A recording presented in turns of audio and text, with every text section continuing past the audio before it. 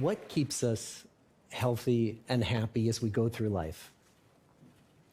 If you were going to invest now in your future best self, where would you put your time and your energy?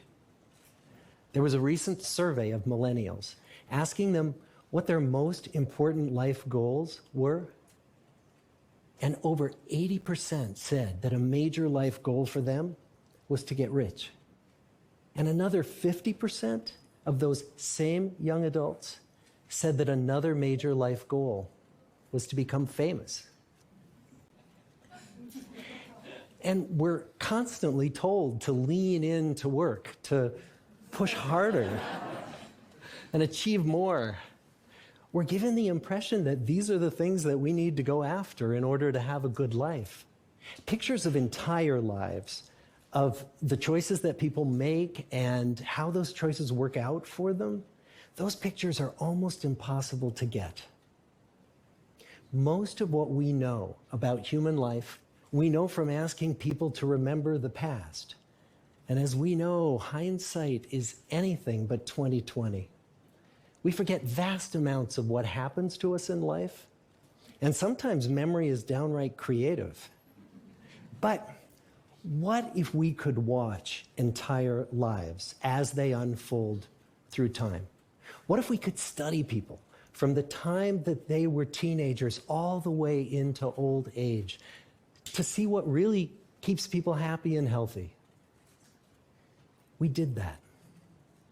The Harvard study of adult development may be the longest study of adult life that's ever been done.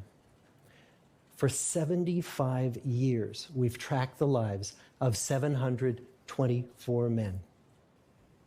Year after year, asking about their work, their home lives, their health, and of course, asking all along the way without knowing how their life stories were going to turn out. Studies like this are exceedingly rare.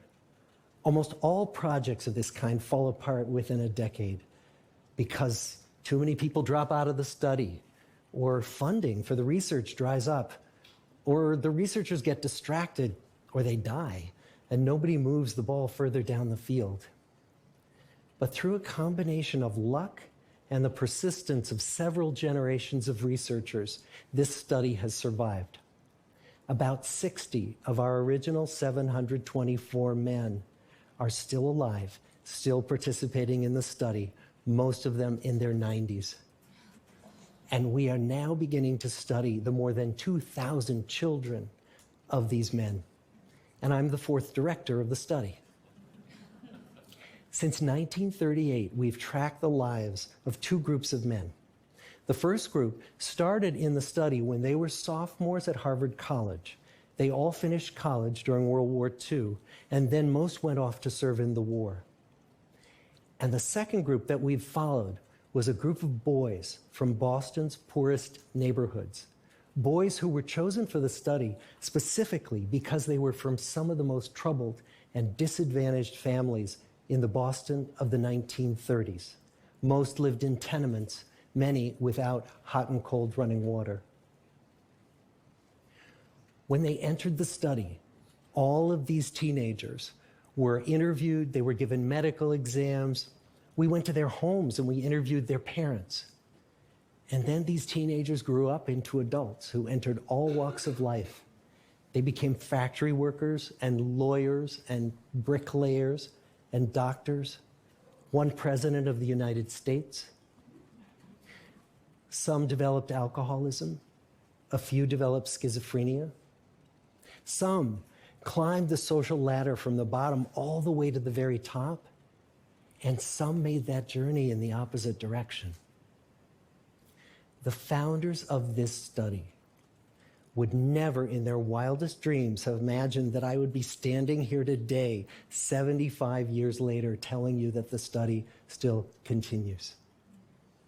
Every 2 years, our patient and dedicated research staff calls up our men and asks them if we can send them yet one more set of questions about their lives. Many of the inner city Boston men ask us, "Why do you keep wanting to study me? My life just isn't that interesting." The Harvard men never asked that question.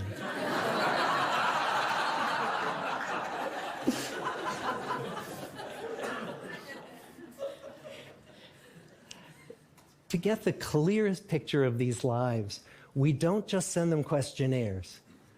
We interview them in their living rooms. We get their medical records from their doctors. We draw their blood. We scan their brains. We talk to their children. We videotape them talking with their wives about their deepest concerns. And when about a decade ago we finally asked the wives if they would join us as members of the study, many of the women said, "You know, it's about time." So what have we learned?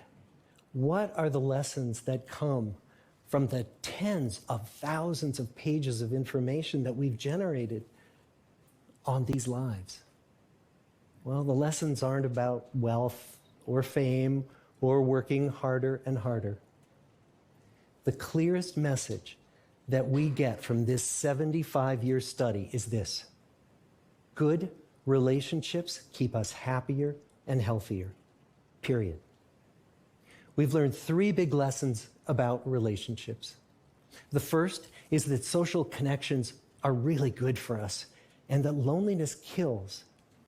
It turns out that people who are more socially connected to family, to friends, to community are happier, they're physically healthier, and they live longer than people who are less well connected. And the experience of loneliness turns out to be toxic. People who are more isolated than they want to be from others find that they are less happy, their health declines earlier in midlife, their brain functioning declines sooner, and they live shorter lives than people who are not lonely. And the sad fact is that at any given time, more than 1 in 5 Americans will report that they're lonely. And we know that you can be lonely in a crowd and you can be lonely in a marriage. So the second big lesson that we learned is that it's not just the number of friends you have, and it's not whether or not you're in a committed relationship, but it's the quality of your close relationships that matters. It turns out that living in the midst of conflict is really bad for our health. High conflict marriages, for example, without much affection, turn out to be very bad for our health, perhaps worse than getting divorced. And living in the midst of good, warm relationships is protective. Once we had followed our men all the way into their 80s, we wanted to look back at them at midlife and to see if we could predict who was going to grow into a happy, healthy octogenarian and who wasn't. And when we gathered together everything we knew about them at age 50, it wasn't their middle-aged cholesterol levels that predicted how they were going to grow old. It was how satisfied they were in their relationships. The people who were the most satisfied in their relationships at age 50 were the healthiest at age 80. And good, close relationships seem to buffer us from some of the slings and arrows of getting old. Our most happily partnered men and women reported in their 80s that on the days when they had more physical pain, their moods stayed just as happy. But the people who were in unhappy relationships, on the days when they reported more physical pain, it was magnified by more emotional pain. And the third big lesson that we learn about relationships and our health is that good relationships don't just protect our bodies, they protect our brains. It turns out that being in a securely attached relationship to another person in your 80s is protective. That the people who are in relationships where they really feel they can count on the other person in times of need, those people's memories stay sharper longer. And the people in relationships where they feel they really can't count on the other one, those are the people who experience earlier memory decline. And those good relationships, they don't have to be smooth all the time. Some of our octogenarian couples could bicker with each other day in and day out. But as long as they felt that they could really count on the other when the going got tough, those arguments didn't take a toll on their memories. So, this message that good, close relationships are good for our health and well-being, this is wisdom that's as old as the hills. Why is this so hard to get and so easy to ignore? Well, we're human. What we'd really like is a quick fix, something we can get that'll make our lives good and keep them that way. Relationships are messy and they're complicated, and the hard work of tending to family and friends, that's not sexy or glamorous. It's also lifelong. It never ends. The people in our 75-year study who were the happiest in retirement were the people who had actively worked to replace workmates with new playmates. Just like the millennials in that recent survey, many of our men, when they were starting out as young adults, really believed that fame and wealth and high achievement were what they needed to go after to have a good life. But over and over these 75 years, our study has shown that the people who fared the best were the people who leaned into relationships with family, with friends, with community. So what about you? Let's say you're 25, or you're 40, or you're 60. What might leaning into relationships even look like? Well, the possibilities are practically endless.